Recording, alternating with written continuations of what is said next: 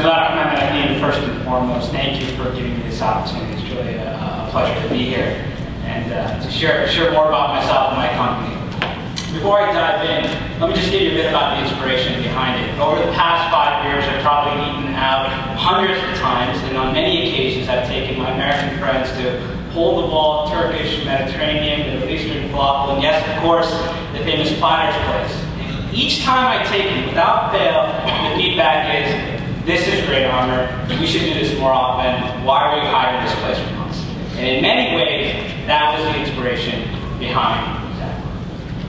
So what is Zaffron? Zaffron is a high-quality, fast-casual Mediterranean concept catering to the mainstream market.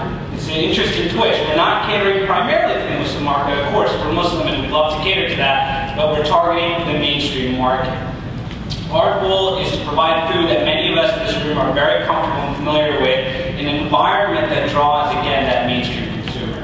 Right now, we're pre-revenue, we're in the concept stage, but inshallah, come January of 2011, we'll have our first location, and later in the year, we plan to have 2 additional locations, starting in the Center City, Philadelphia area. This slide, real short, explains our product and concept. I'd be lying if I said we didn't draw inspiration from the folks at Chipotle and others that have done a phenomenal job with the Mexican cuisine. And you can see through some of the assembly line aspects of our product how you can create a myriad of options with a few set of choices. So in our particular case, you start with your base. What do you want to eat it with? Is it rice, salad, bread? And then you add what's going to be the focus, which is the kebab, which is something, again, that's a very high quality, healthy produce meat. And through, you can see, picking and choosing, you create a lot of options for the consumer, which is, again, something in our generation consumers very much enjoy, and it's something that is well received in this category of dining. This next slide really formed the basis and the crux of why I decided to invest in this and really pursue this full-time to build the business. And what it is we did a survey of 200 consumers of our target demographic, which again is the mainstream consumer, and we asked them how much they enjoyed Middle Eastern and Mediterranean food. And not surprisingly, the results were very convincing. They love it. But when you index that to how much they consume it, you find that they don't consume it as often as other cuisines. And when you think about and probe, why is that the case? It's really about awareness into a dearth of high-quality options. I'm not saying there aren't options. Clearly, many of us find this food on a day-to-day basis, but high-quality options that the regular consumer feels comfortable going is in shortage, and that's the need that we seek to address. This slide really briefly introduces our team. And our team, Nick and myself, who have a variety of business backgrounds, sales and marketing at Google, various private equity consulting experiences, but we realize we don't know much about a restaurant. Not that we can't learn it, but we need to surround ourselves by industry operators and restaurateurs that can really teach us. And so we've gone on and recruited chefs and people with experience in the space, and we've also surrounded ourselves with professional service firms that have that expertise. Maybe if I get a chance in the future, there'll be some other Muslim businesses that are representing us and helping us in this regard. In terms of the benefits to the American Muslim consumer, I really think it's twofold. One of the themes that's been very prominent in this conference is the need to build bridges across communities and to proactively shape the Muslim image. And what better way to do that than over food? I fundamentally believe at Zaffron we have a great opportunity to create a forum that brings people together of diverse cultures on our terms in a way that shares beautiful aspects of all culture, but in a way that's inviting to them. The second aspect, and this speaks more specifically to the Muslim consumer, inshallah, all our products will be halal. And again, there's a focus on locally grown, farm-to-plate products, so appealing again to many of the themes that are prominent in the mainstream market, but also specifically to the Muslim market. Additionally, our real estate footprint is very much targeted on high-density, high-foot traffic locations in retail, business, and transportation terminals. So our first location, which inshallah again is coming online in January of 11, is in the heart of Center City, Philadelphia, and one of the most landmark buildings in that city. And subsequent sites are also planned around kind of again retail and transportation terminals where there's a dearth of halal options today. In terms of successes, alhamdulillah, we were very fortunate to get to this point in terms of making the commitment, assembling a team, raising modest startup capital, and securing the initial location. But we clearly anticipate a number of challenges, and I'm sure the gentleman to my left will poke many more. But a few that we anticipate facing is, again, how do you build a brand with a modest budget? This is a retail concept, so how do you build a brand with limited resources? The next is profitably scaling operations. It's one thing when you're the owner-proprietor working with 1 or 2 stores. It's entirely different when you're scaling it on national and hopefully one day beyond. And finally, recruiting the talent and the capital to facilitate that growth. So we're very excited, inshallah. Hopefully, you won't be pre-revenue soon, and we'll have a lot more success to share. But again, thank you very much for giving me this opportunity. Assalamu alaikum.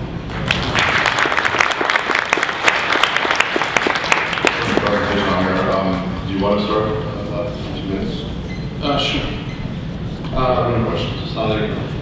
So, what type of costs on opening a location? Because you're saying you're looking to raise about $500,000 right now? We have about $500,000 of fully funded and $1.5 million total committed. So in terms of startup costs, we anticipate roughly $400,000 to $500,000 of capex for the initial build-out. And in terms of payback period, we like to have a 1 year to 1.5 year payback, and maybe 2, but we'll figure that out as we go. Okay. And product-wise, are you following a page book or from somebody's playbook or something of what products you're going to get? And what concept would that be if you are? I'd be lying if I said Chipotle doesn't inspire me. So Chipotle in many ways is, when I look at their financials and if I look at how they built their business in many ways, how does that relate to what you're doing from a product point of view, or the niche you're trying to do, because they're quite different? Oh, absolutely. So I mean more from a fast casual and how they've kind of taken Mexican food and presented high quality Mexican food in a certain format. We're going to do that similarly for Mediterranean, Middle Eastern food. There are 2 stores that come to mind, Roti Mediterranean and Garbanzo, one's in Chicago, one's in Colorado. Both founded by Israeli-backed and backed by former Chipotle investor, Panera investor, and have done quite well. So from a product standpoint specifically, they're doing ones. And you've decided that your growth is going to be franchise model? No, ideally, we feel profitable. So the corporate model. So you open restaurants yourself. It's a rich man's problem, but hopefully we'll cross it. And then, what's going to be unique about your concept? I mean, I didn't see anything in the presentation you did that really makes me go, wow. What is it? Well, I think number one, this food is it's under-penetrated, so there's a need for it that's not being fully met. And I think a lot of the uniqueness is around the presentation. It's a retail format, so if we can combine things around East meets West and presenting this in a way that appeals to the mainstream market, hopefully Thank you. I just want to go through a couple of metrics. So your total sales, you're estimating in the first location, year 1 and year 2? Starting 800,000 and then going to $1 million. For just one location, right? Yes. And in terms of what are you assuming your average ticket is at checkout? About $8 to $9. And does that include beverages? Yes. And how many entrees per day are you expecting to sell your first year and your second year in your first store? We're expecting about 200 to 300, 200 to 250 first year, going up to 250 to 300 the following year. For your first store? Okay. Yes. What percentage do you expect to be lunch, what's the percentage dinner, and what percentage carry out in the first year? In this concept, primarily about 60% will be lunch, and then the rest will be dinner and breakfast. Carry out, we won't start day 1, but I would imagine over time. Okay, burn rate per month estimate for the first year? Burn rate, your operating costs, both fixed and variable monthly for the first year? For the first year, we hope to be modestly profitable. That won't come until the second half of the year. We expect to burn about $50,000 in cash. And is it about 20% of that, is it 15% of that's in food and the rest is fixed? I would say food is a little bit higher given the high quality emphasis and the rest would be. So over 20%? Yeah. Okay. Your rent is what in dollars you're approximating your rent's going to be? Dollars is just a number. I would say we're targeting about 10% of sales in rent. Okay. What's your gross average margin on your checkout? Probably gross margin 70%. 70% on checkout. Okay. 70% profit. Are you talking operating EBITDA margin or No, the contribution margin. Okay, so contribution margin, so as I would view operating would be probably around 25 to 26%. Right. So Okay. Your CapEx 500 to 600 is for one store? At maturity, right now we're doing probably a little bit less than that. Probably the first store is a smaller location, so around 350. Okay, thank you. We'll have 1 minute summaries. I mean, you're a numbers guy, so you know you definitely come from that background of working in the entities and everything. So, you know, even some of the numbers you mentioned to a non, you know, you should double check on everything. You're in a challenging business. I mean, this is really, really tough. I only say this because this exact similar concept, a friend of mine actually invited me to go look at a restaurant. It was, you know, delicious food. It was wonderful. But they were looking to franchise and everything. And they were taking a different approach. The approach there was to have a great restaurant that you want to franchise, that people want to buy into. The challenge you have is that you're from an investor point of view, want to build something great. And it's always difficult. And you know, it's always difficult to hire a great chef. You know, so I don't know how you're going to overcome that. You have to figure that out. Yeah, I think it's going to cost you much more than $500,000 to build this restaurant. And, you know, that investment range, you should really leave that out and everything, because you don't want to find out midstream that you invested $600,000 and it's losing money and everything, so. Yeah, thanks. I would say that if I was you, I don't know if you've heard of a chain in Washington called Moby Dick. Okay, to me, that's a better comparable than Chipotle. And if you look at their numbers, they have 12 franchisees doing about $5 million. Their top 3 do $900,000 in sales after about 12 years. So your estimate of $800,000, I would challenge for the first store. Their tickets are around 10 to 12, including beverages, maybe 13. You're around 8 or 9. With halal food, I would think you'd want to probably get a little higher than that. Your estimate of 200 to 250 servings a day is really stellar. I mean, I can't imagine you hitting that. Even Moby Dick's best store does about 80 to 100. And in the growth stages of the first 18 months, their stores are averaging 30 to 50 servings a day. So I really challenge you to drill down a bit more on that. And if you don't hit those numbers, what Dada was talking about, the CapEx is going to be much more than 400 to 500, because if you're generating only 120 to 200 the first year and then 300 the second year, your burn rate is 300 to 400 a year with the capital that you have. You'll be out of business in 12 months. So I really challenge your numbers and drill down on that a bit more. We're open to Q&A now. Thank you for the comments. I mean, I think our first location, just as an observation, we tried to mitigate some of our downside by being in a food court location where we know there's traffic. This is in the flagship location in Center City. So getting the numbers is more about making sure we have the right product at the right value. It's not going to be about driving business. And there's no point here where we're implicitly saying we're such a great company, people are going to walk miles away to come to us. So hopefully that addresses some of the initial things. In terms of specific questions, I guess when you're building a concept, building a brand, how should I think about marketing spend, and how should I think about the need of spending money up front to build that versus down the road if we're successful and that's something that would be possible? That's the genius of that. I think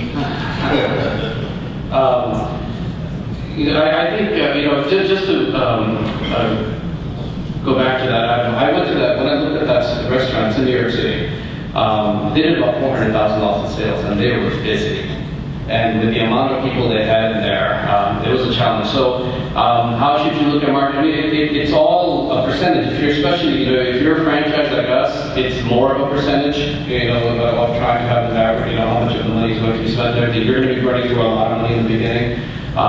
So I'm actually not concerned. I don't think you should worry about that right now. And if I wanted to give you true advice, I would actually tell you to actually worry about how much you're going to be bringing in. And this food court, I mean, is it 7 days a week? Is it in a business? And then if you're in a business complex, weekends are gone. There's no weekend business. So I would focus on that a little bit, and beyond that, I mean, if you want to take a page out of anybody's playbook, it's Beirut. They're the most successful Mediterranean concept internationally. They're out of Lebanon. They're coming into the U.S. That's what you should look at. And you can probably look at their expenses, and they'll show you how it costs them much more than $500,000 to build a restaurant.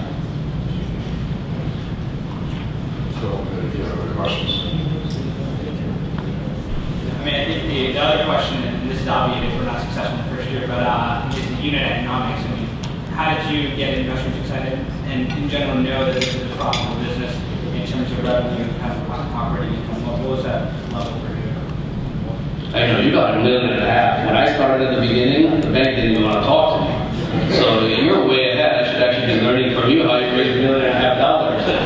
You know, so when good education. let me tell you, that's why I said, you know, if you got $1.5 million, thank you. But you're in a challenging business. You're in a very challenging business, and if you raise $1.5 million, raising money is definitely not going to be your challenge. But those investors aren't giving it to you for free. They're going to want that money, and now you have that overhead. One thing is you spent your own money to do a restaurant, then you can tolerate the pain for a while. So just look at those things. I would say, you have an amazing concept, and I saw how Moby Dick succeeded, and what I loved about one of the points you made was the gap between the 45% of the people say they love Mediterranean food, but very few actually consume it because there's no availability. 25 years in the food business, when I see something like that, a disparity like that, that's a wow to me. So I think you're on to something really big, but I think the greatest enterprises start really small and they get very sustainable at a small level, and the growth will come because you have an ability to raise capital. So I would say dial down your expectations, make one unit successful, don't even open up that second one. And once you can go back to your investors and tell them you may not need that other million, maybe a portion of it, and build that one outlet successfully, and then look at expanding. Thank you.